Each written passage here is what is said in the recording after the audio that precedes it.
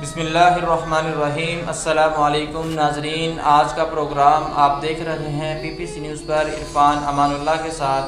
ہمارے ساتھ مدرس مرکز ابو القاسم قاری محمد عمران قاسم اور متعلم مرکز ابو القاسم حافظ محمد ارشد۔ جیسا کہ آپ کے علم میں بات ہے کہ رمضان المبارک کے اندر رمضان ٹرانسمیشن کی جاتی ہے۔ رمضان المبارک کے حوالے سے قرآن و حدیث کی روشنی میں آپ تک پیغام پہنچایا جاتا ہے۔ آج پھر ہمارے ساتھ محترم علماء کرام موجود ہیں۔ جو مسلمان ماہ رمضان پالے اس کے لیے کیا حکم؟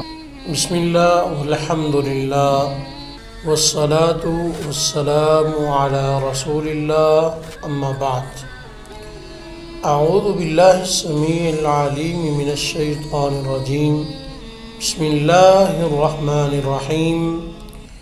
قال اللہ تعالی فمن شہد منکم الشہر فلیصم ومن کان مریضا او علی سفر فعدۃ من ایام اخر۔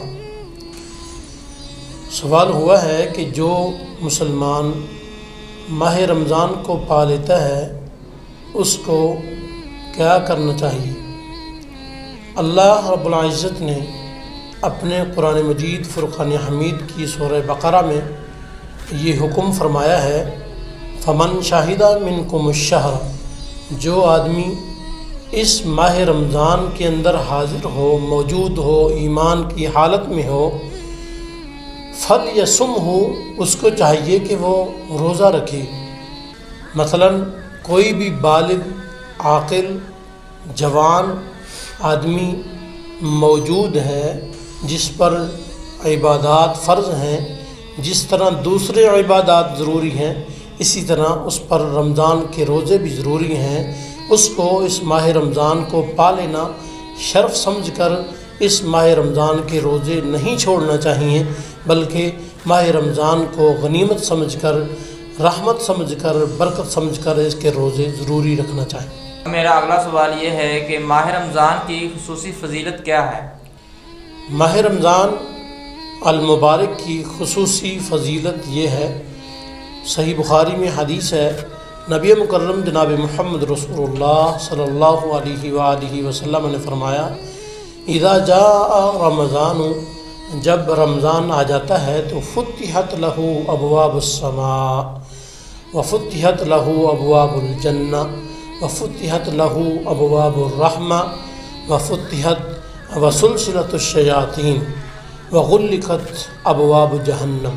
نبی اکرم صلی اللہ علیہ وسلم فرماتے ہیں کہ ماہ رمضان ایسا مہینہ ہے جب آتا ہے اللہ اس اپنے بندے روزے رکھنے والے کے لیے آسمان کے رحمت کے، بخشش کے اور جنت کے دروازوں کو کھول دیتے ہیں، جہنم کے دروازوں کو بند کر دیا جاتا ہے، اور جو ہمارا واضح دشمن ہے شیطان اس کو جکڑ لیا جاتا ہے۔ یہ سب سے بڑی ماہ رمضان کی فضیلت ہے کہ ایک انسان صحیح نیت رکھتے ہوئے رمضان کو پاتا ہے تو اس کے لیے سارے دروازے کھلے ہیں۔ جیسے کوئی آدمی کہتا ہے کہ میرے بھائی، میرے دوست، میرا تیرے ساتھ اتنا پیار ہے کہ تو جب بھی آئے میرے دروازے سارے تیرے لیے کھلے ہیں۔ اللہ بھی اپنے بندے سے محبت کرتے ہوئے اس کے لیے ساری رحمتوں کے دروازے کھول دیتے ہیں۔ جیسا کہ ناظرین آپ نے سنا ماہ رمضان کی خصوصی فضیلت، محترم قاری صاحب فرما رہے تھے کہ رمضان المبارک کے اندر جنت کے دروازے کھول دیے جاتے ہیں اور جہنم کے دروازے بند کر دیے جاتے ہیں۔ ہمیں بھی چاہیے کہ رمضان المبارک کے اندر زیادہ سے زیادہ نوافل ادا کرنے چاہیے، زیادہ سے زیادہ قرآن پاک کی تلاوت کرنی چاہیے۔ ہم کسی کو گالی نہ دیں، کسی سے جھوٹ نہ بولے، چغلی غیبت نہ کریں۔ کن کاموں سے روزہ نہیں ٹوٹتا؟ رمضان المبارک کے اندر جیسا کہ ہم نے روزہ رکھا ہوتا ہے تو وہ کون سے ایسے کام ہیں جو کرنے سے روزہ نہیں ٹوٹتا؟ جی، عام لوگوں میں مشہور باتیں کی جاتی ہیں، فلاں کام نہ کرو روزہ ٹوٹ جائے گا، فلاں کام نہ کرو روزہ ٹوٹ جائے گا۔ تو چند اعمال آدمی کے یہ فطرت میں داخل ہیں، یعنی نہانا، دھونا، کپڑے چینج کرنا، وضو کرنا، مسواک کرنا، سرما ڈالنا، استنجا کرنا اور जो ज़रूरियात आदमी की होती हैं, मसलन वाशरूम जाना, इन चीज़ों से आदमी का रोज़ा बिल्कुल नहीं टूटता। हाँ, कुछ लोग ये ख़याल करते हैं कि कोई आदमी सुरमा डाले तो उसका रोज़ा टूट जाता है, कोई ज़रूरी दवाई डाले तो रोज़ा टूट जाता है। नहीं, हाँ, अगर कोई ऐसा मरीज़ है जो आँखों में दवाई डालना चाहता है तो उस दवाई के बगैर उसका गुजारा नहीं हो रहा तो वो दवाई डाल सकता है। अगर रोज़े की हालत में इतनी ज़्यादा तबीयत उसकी ख़राब हो गई है कि उसको ड्रिप वगैरह लगवानी ताकत की या आम कोई दर्द का कोई इंजेक्शन लगवाना हो तो वो लगवा सकता है। ताकत की बोतल लगवानी हो तो अपना रोज़ा ख़त्म करना होगा। जी नाज़रीन, जैसा कि आपने सुना कि किन कामों से रोज़ा नहीं टूटता, क्या ऐसे काम करने से रोज़ा नहीं टूटता। बाज़ दफ़ा लोगों की ये बातें होती हैं। अगला सवाल ये है कि रमज़ान मुबारक में तिलावत कुरान पाक को कैसे करना चाहिए, इसके लिए कुरान और हदीस की रोशनी में वज़ाहत कर। जी, हर मुसलमान जो है वो कुरान मजीद फ़ुरक़ान हमीद की तिलावत करना माह रमज़ान में शर्फ़ समझता है। माह रमज़ान में हो कुरान की तिलावत करना या आगे पीछे हों, बेहतर यही होता है कुरान मजीद को समझकर उसको बामाना तफसीर को साथ साथ में पढ़ना चाहिए।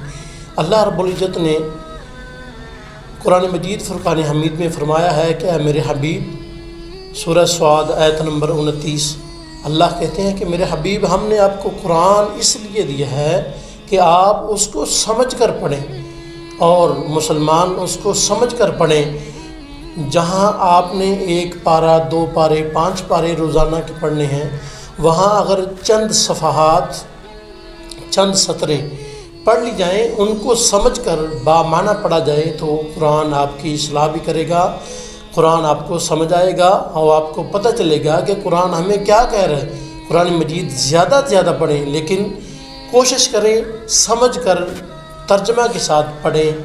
अगर पढ़ नहीं सकते तो सुने, तो तर्जमा के साथ सुने। इस तरह हमारा फ़ायदा ज़्यादा होगा और कुरान हमारे लिए बरक़ात का सबब होगा।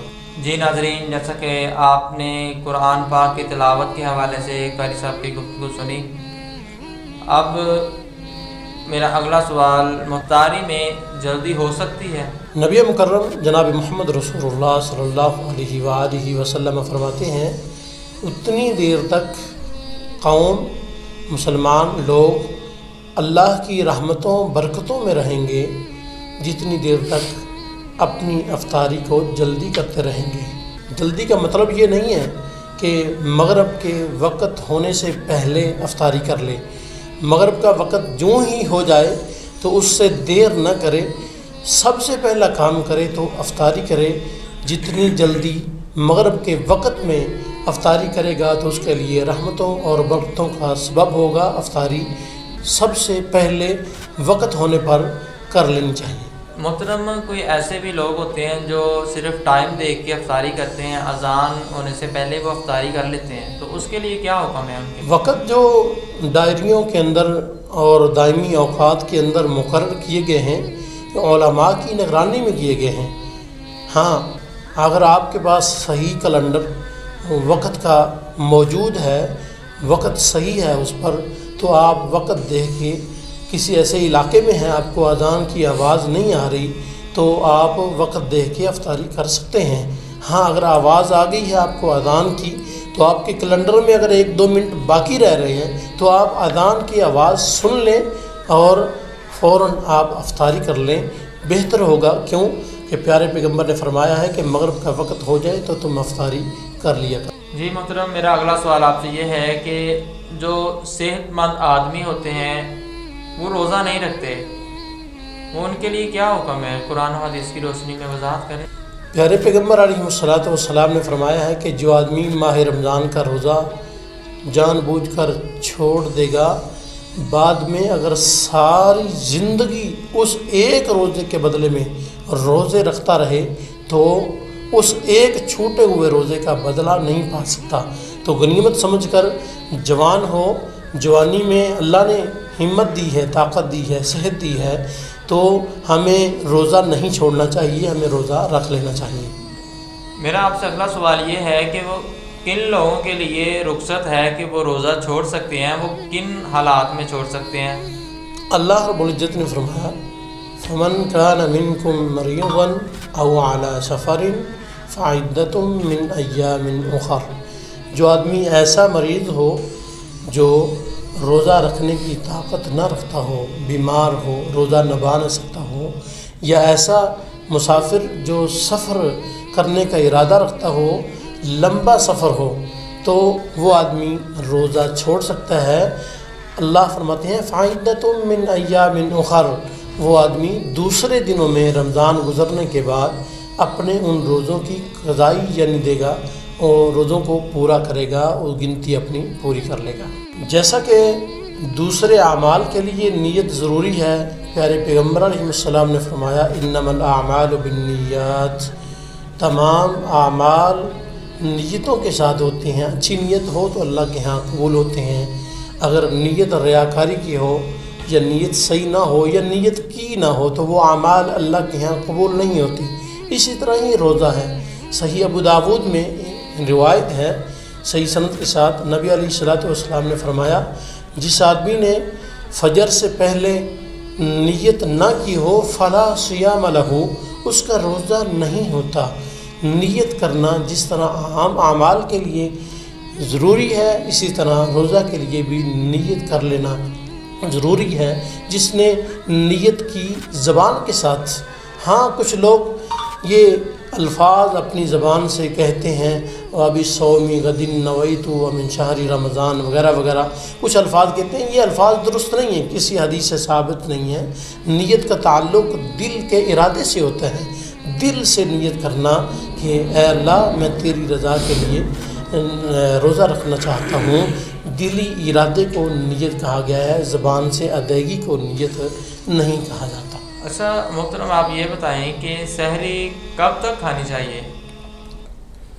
سحری جو ہے وہ آدمی اگر لیٹ ہو گیا ہے تو جامع ترمذی میں روایت ہے نبی اکرم صلی اللہ علیہ وسلم نے فرمایا کہ جو آدمی سحری کھاتے ہوئے اپنے ہاتھ میں اس نے برتن اٹھایا ہوا ہے تو ادھر اذان ہو گئی ہے تو وہ اپنی خواہش کھانے پینے کی پوری کر سکتا ہے، اس برتن کے اندر کھا سکتا ہے، یعنی اپنا کھانا پورا کر سکتا ہے۔ ہاں جو آدمی پہلے سحری کھا چکا ہے وہ اس حدیث پر آتے ہوئے وہ دوبارہ کھانا شروع نہیں کرے گا۔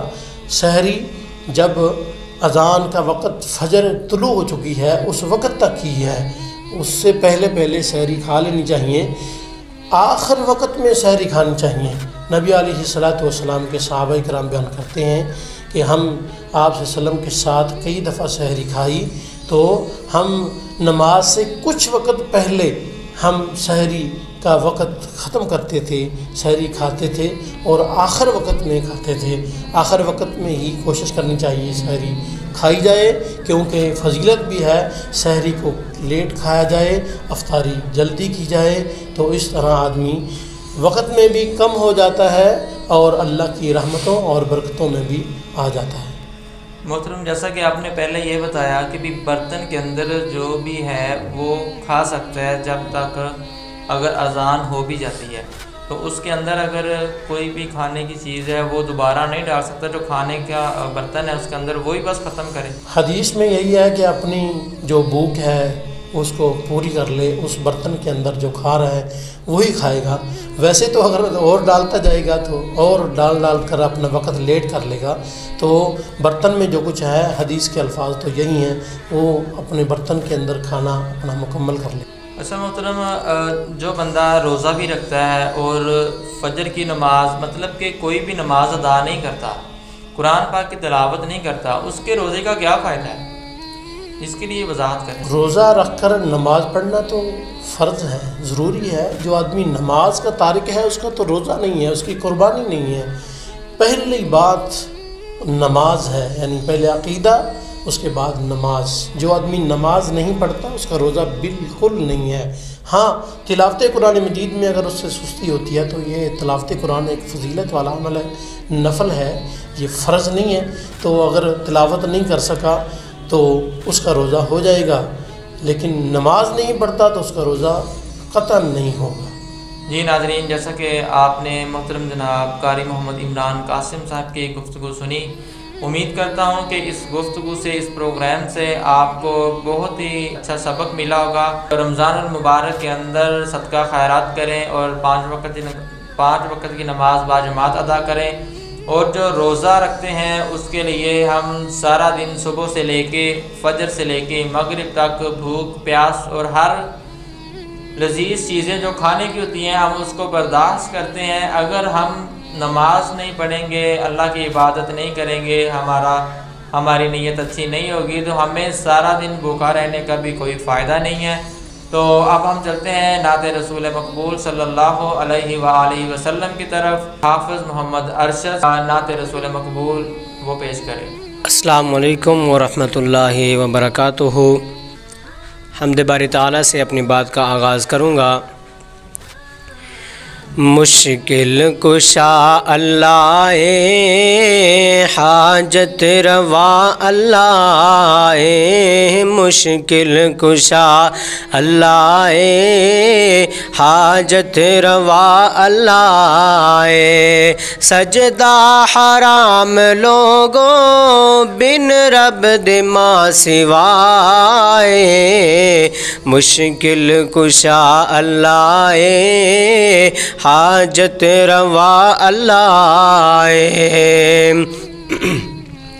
نحن اقرب الیہ من حبل الورید، نحن اقرب الیہ من حبل الورید، حال ولب دسیڑی بندہ بڑا عجیب، حال ولب دسیڑی بندہ بڑا عجیب، بھلا 10 حرب تو زیادہ تیرے قریب کون، پتھر تے چل دی کیڑی کیڑی، پتھر تے چل دی کیڑی، آوازاں او سن رے آئے، مشکل کشا اللہ حاجت روا اللہ،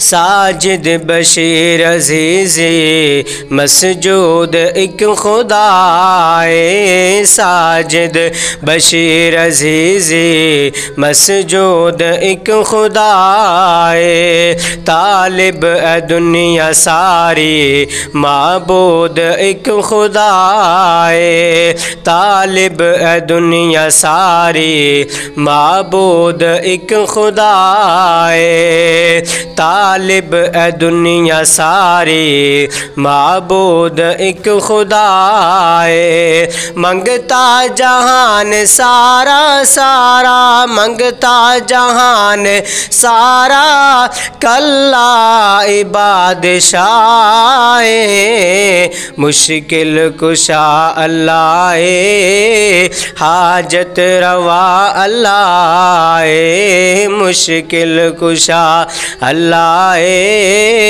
حاجت روا اللہ۔ ماہ رمضان کے حوالے سے چند جملے۔